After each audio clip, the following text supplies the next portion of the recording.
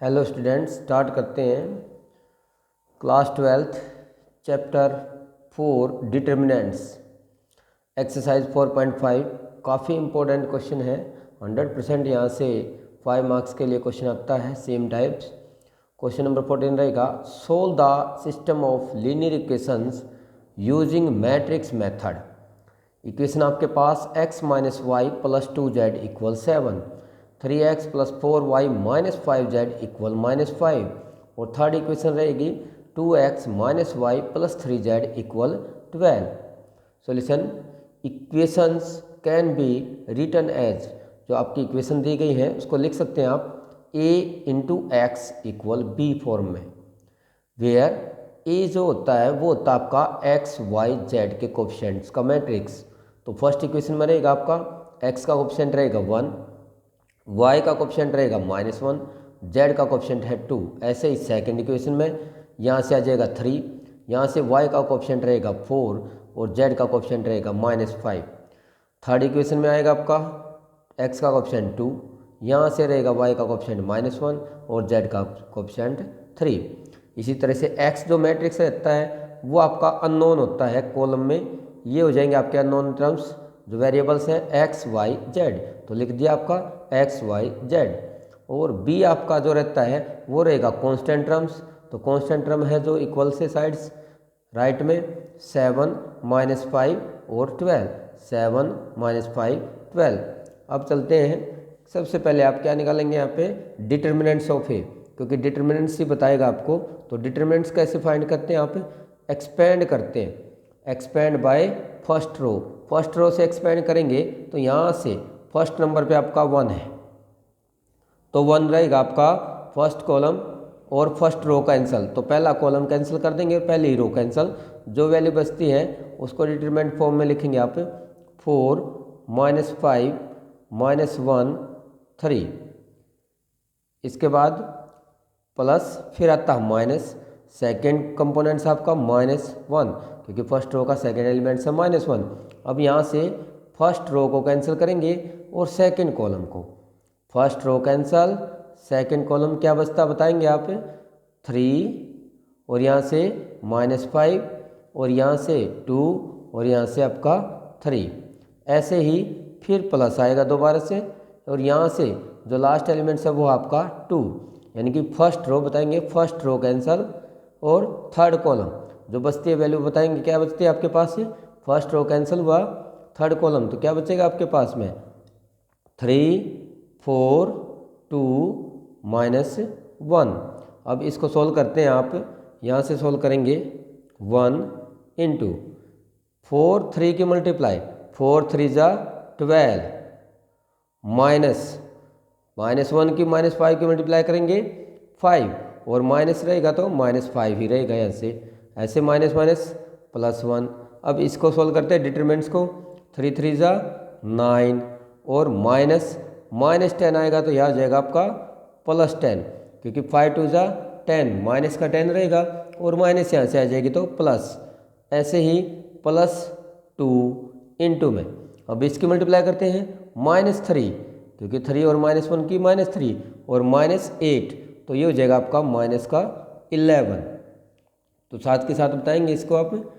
अब यहाँ से बताएंगे मुझे क्या लिखें इसके लिए, 12 -5 क्या रहेगा आपका 7, यहाँ से प्लस 19, क्योंकि 10 + 9 हो जाएगा 19, 1 जा 19 और यहाँ रहेगा आपका 11 2 जा 22 और प्लस माइनस रहेगा माइनस करेंगे 22। अब यहाँ से रहेंगे हम 19 + 7 वो रहेगा आपका 26 और माइनस में रहेगा 22। अब यहाँ से क्या बचती है वैल्यू आपकी 4, और 4 क्या आता है आपका नॉन जीरो, क्या आता है non zero. If determinant is non zero therefore equation have unique solution, unique solution, जो यूनिक सॉल्यूशन होते हैं वो होते हैं आपके x इक्वल a इनवर्स इंटू बी, ये आपका यूनिक सॉल्यूशन रहेगा। इसको लेट करेंगे आप फर्स्ट इक्वेशन अब ए इनवर्स के लिए सबसे पहले निकालेंगे आप कोफैक्टर, क्योंकि यहाँ पे ए इनवर्स है, इसके लिए हमें चाहिए कोफैक्टर ऑफ ए। तो ए के जो कोफैक्टर होते हैं वो होता है आपका A11। A11 क्या होता है आपके पास में, ऐसे ही जैसे आपने डिटरमिनेंट निकाला है, first row first column, first row और फर्स्ट कॉलम को कैंसिल करेंगे, 4 3 12 और -5 7, आपके पास 7 आया है। तो यहाँ से लिख दिया जाएगा सेम ऐसे ही कोफैक्टर को जैसे निकालते हैं आप, पहली रो और पहला कॉलम कैंसिल होने के बाद 4 -5 एंड -1 और ये रहेगा 3, यहाँ से आ जाएगा 12 -5, क्योंकि 4 3 12 -5 ये रहेगा आपका 7।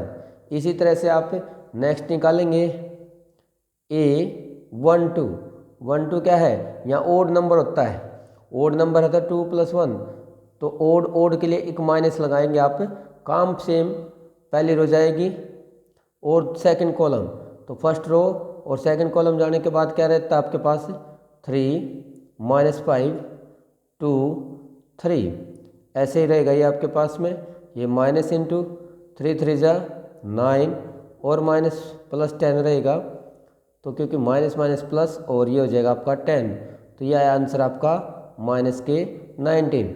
ऐसे ही नेक्स्ट निकालेंगे आप A13 निकालते हैं आप, 13 क्या है, first row third column cancel, तो 3 + 1 4 प्लस ही रहेगा, तो यहाँ से रहते आप 3 4 2 -1, इस तरह से ये रहेगा आपका -3 -8, तो ये हो जाएगा आपका -11। इस तरह से फर्स्ट रो के एलिमेंट्स जितने भी हैं सभी के कोफैक्टर फाइंड किए हैं आपने। सेम आपने ऐसे ही सेकंड रो के करेंगे, A21 में क्या लिखते हैं आप, इस तरह से करते हैं, सेकंड रो फर्स्ट कॉलम क्या बचता हमारे पास में, 2 1 एक माइनस आ जाएगी, यहाँ से वैल्यू रहेगी सेकंड रो फर्स्ट कॉलम, तो रहेगा आपका -1 2 -1 3, ये आ जाएगा। अब इसको सॉल्यूशन करते हैं तो माइनस इंटू यहाँ से आ जाएगा आपका -3 और यहाँ से रहेगा आपका +2, तो ये आंसर आएगा आपका -1 और प्लस के 1 आ जाएगा। ऐसे ही आपके पास में A22 निकालेंगे आप, A22, अब A22 क्या है, second row second column cancel, तो यहाँ से 2 2 है तो 4 है, इवन नंबर आता तो प्लस ही रहेगा यहाँ पे, तो 2 2 निकालते हैं आप, तो ये आ जाएगा आपके पास में 1 2 2 3, इसको सोल्व करेंगे 3 -4 और यहाँ से आंसर आएगा आपका -1। ऐसे ही अब निकालेंगे आप A23, तो A23 क्या रहेगा आपके पास में, यहाँ से लेते हैं A23, 23 क्या है, ओड नंबर, एक माइनस जाएगी और second row third column cancel करने के बाद आपके पास रहेगा 1 -1 एंड 2 -1, ये हो जाएगा आपके पास में, और ये 2 3 हो जाएगा आपके पास में, यहाँ से माइनस इंटू -1 +2, तो ये रहेगा आपका -1 ही, तो इसके लिए भी क्या रहेगा -1। अब आपके पास आता है थर्ड, अब थर्ड पे चलते हैं A31, तो यहाँ से लिखते हैं A31, अब थर्ड रो के, तो third row first column cancel, जो आता है आपके पास में प्लस ही रहेगा, 3 + 1 4 इवन नंबर है, तो ये रहेगा आपका -1 2, यहाँ से जाइए third row first column cancel, -1 2 4 -5, तो इसके लिए सोल्व करेंगे आप 5, क्योंकि मल्टीप्लाई करेंगे, 5 1 5 माइनस में 8, आंसर रहेगा आपका -3। ऐसे ही नेक्स्ट रखेंगे आप A32, 3 + 2 5 है तो ओड नंबर, यहाँ से एक माइनस आ जाएगी आपके पास में, और माइनस आ जाएगी तो 3 2 के लिए रहेगा आपके पास थर्ड रो सेकंड कॉलम, क्या बचती है वैल्यू आपके पास 1 2, क्योंकि थर्ड रो सेकंड कॉलम, तो 1 2 3 -5, यहाँ से इसको सोल्व करते हैं आप, तो यह आ जाएगा आपका माइनस इंटू में -5 -6, तो ये रहेगा आपका 11। ऐसे ही लास्ट रहेगा आपका A33, ये हो जाएगा 6, तो थर्ड रो थर्ड कॉलम 6 रहता तो पॉजिटिव रहेगा, तो थर्ड रो थर्ड कॉलम, तो ये रहेगा आपका 1 -1, और यहाँ से रहेगा 3 4, क्योंकि यहाँ से थर्ड रो थर्ड कॉलम, ये रहेगा 1 -1 3 4, यहाँ से लिखेंगे आप इसको 4 + 3 = 7, ये रहेंगे कोफैक्टर्स। अब कोफैक्टर के बाद हम करते हैं कि इसके मैट्रिक्स को कंस्ट्रक्ट, तो मैट्रिक्स कंस्ट्रक्ट करेंगे। सबसे पहले बनाते हैं आप एडजॉइंट्स, तो एडजॉइंट्स कैसे निकालते हैं आप बताएंगे। क्या होता है एडजॉइंट्स का फॉर्मूला, जो भी आपने कोफैक्टर किए हैं तो कोफैक्टर को साथ अरेंज करेंगे अकॉर्डिंग टू पोजीशन। पहले था आपका 7, नेक्स्ट आपका आया -19, उससे नेक्स्ट आपका -11 फर्स्ट रो के। अब ऐसे ही सेकंड रो पे आते हैं आप 1, यहाँ से आएगा आपका -1, और A23 ये भी आपका था -1। ऐसे ही थर्ड रो पे चलते हैं -3, यहाँ से रहेगा आपका 11, यहाँ से रहेगा आपका 7, ये आपके पास एडजॉइंट्स होगा। तो इसका ट्रांसपोज करेंगे, मैट्रिक्स जो कोफैक्टर निकाले हैं उसके मैट्रिक्स का ट्रांसपोज क्या होता है बताइए। ट्रांसपोज का मीनिंग क्या होता है कि रो को कॉलम चेंज करेंगे, फर्स्ट रो आपका हो जाएगा फर्स्ट कॉलम, ऐसे ही सेकंड रो हो जाएगा आपका सेकंड कॉलम, ऐसे ही थर्ड रो हो जाएगा आपका थर्ड कॉलम। रो को इंटरचेंज कर दिया कॉलम में, तो ऑटोमेटिकली जो कॉलम है वो हो जाएगा आपका रो, ये रहेगा आपका एडजॉइंट्स। अब निकालते हैं इसमें आप इनवर्स। अब ए इनवर्स, क्योंकि हमने तो फाइंड करना था ए इनवर्स। ए इनवर्स का फार्मूला होता है 1/, क्या फार्मूला होता है बताइए, 1/, determinant of A into adjoints of A. अब आपके पास में 1/, डिटरमिनेंट्स 1/, डिटरमिनेंट्स, तो डिटरमिनेंट्स आपने क्या निकाला था, डिटरमिनेंट्स निकाला था आपने 4, क्योंकि सबसे पहले हमने डिटरमिनेंट ही फाइंड किया था। देखिए फर्स्ट इक्वेशन में डिटरमिनेंट आपका क्या आया हुआ है, यहाँ पे 4 आया हुआ है, तो आप क्या करोगे 1/4।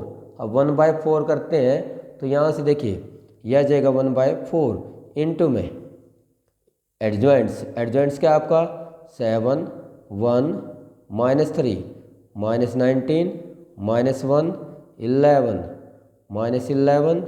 -1 7, ये रहेगा आपका एडजॉइंट्स।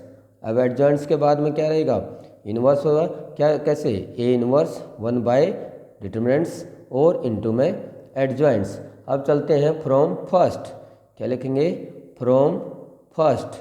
अब फर्स्ट में क्या था आपके पास में यूनिक सॉल्यूशन, क्या था आपके पास यूनिक सॉल्यूशन। यूनिक सॉल्यूशन हमने बताया था कि x = A इनवर्स इंटू में B।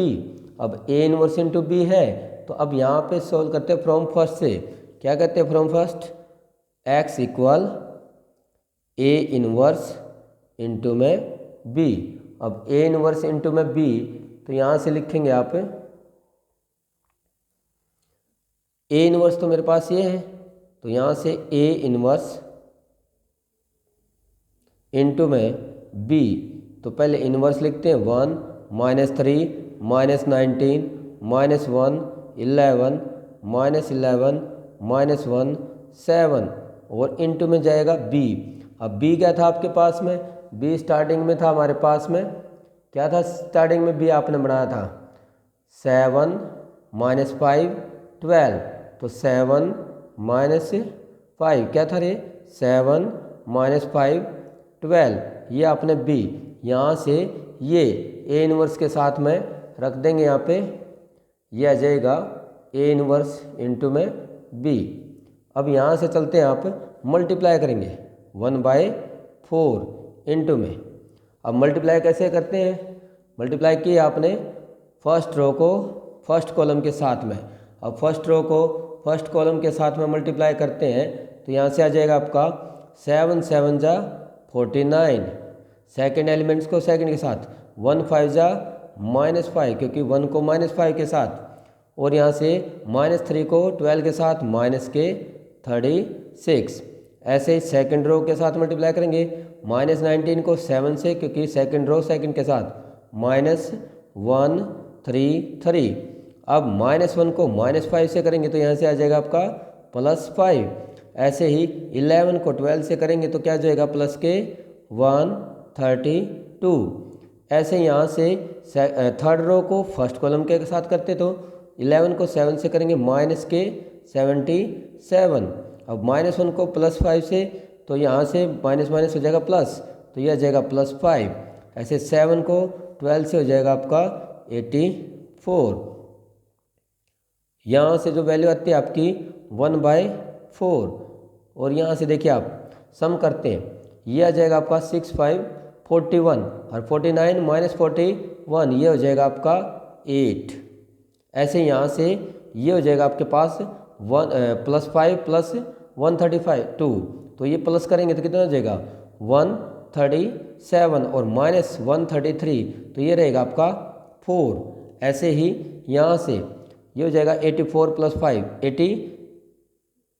84 प्लस में 5 89, और माइनस में करेंगे आप 77, तो ये रहेगा आपका 12। तो यहाँ से ये सम रहेगी। अब आपने क्या करना है, यहाँ 4 से डिवाइड करते हैं, 4 से डिवाइड करेंगे तो ये x आपके पास, तो x क्या था हमारे पास, x की वैल्यू थी x y z, और ये इक्वल रहेगा आपके पास 4 से डिवाइड करेंगे 4 2 = 8, अब 4 को 4 से डिवाइड करेंगे यहाँ 4 1 = 4, और 4 को 12 से करेंगे 4 3 = तो यहाँ से आपके पास जो वैल्यू रहेंगी वेरिएबल्स की, फर्स्ट वैल्यू फर्स्ट के इक्वल, क्योंकि मैट्रिक्स है कोरस्पोंडेंस एलिमेंट्स के इक्वल रहेगा। यहाँ से x की वैल्यू 2, y की वैल्यू 1 एंड z = 3। तो सबसे ये जो आपका सॉल्यूशन रहेगा, काफ़ी इम्पोर्टेंट क्वेश्चन है, हर टाइम्स 5 मार्क्स में आता है। इस तरह के क्वेश्चंस की और प्रैक्टिस करेंगे। Thank you.